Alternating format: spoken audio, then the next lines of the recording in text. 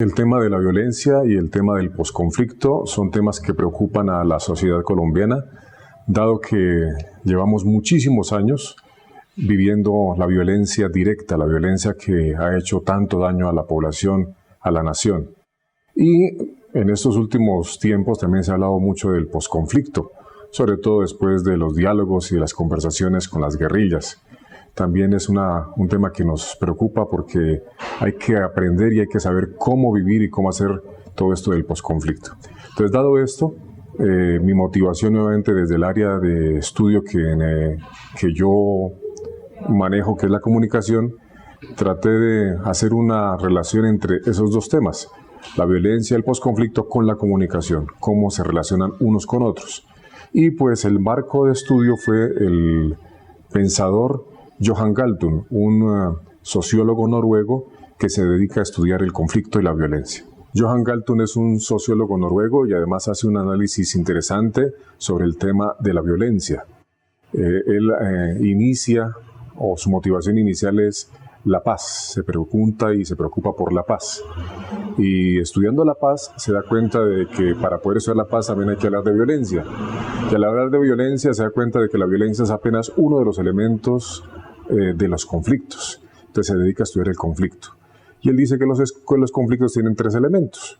Por un lado está las actitudes, por el otro lado está el comportamiento violento y por el otro lado está la contradicción que lleva al conflicto.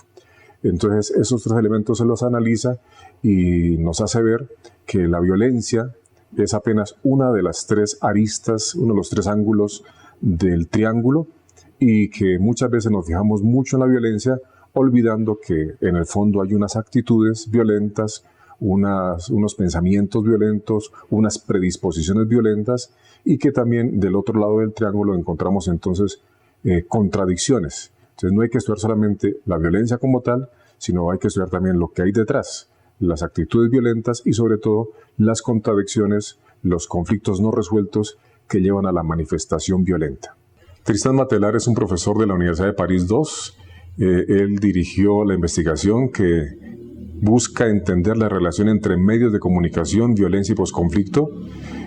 Cuando yo me acerqué para manifestarle mi motivación para estudiar este fenómeno, él me propuso estudiar el fenómeno de la violencia desde Johan Galtung, este sociólogo noruego que propone la trascendencia como método de resolución de los conflictos, en donde se participa desde la no violencia, donde se propone entonces la empatía y sobre todo la creatividad para poder resolver y salir de los conflictos que se nos propone.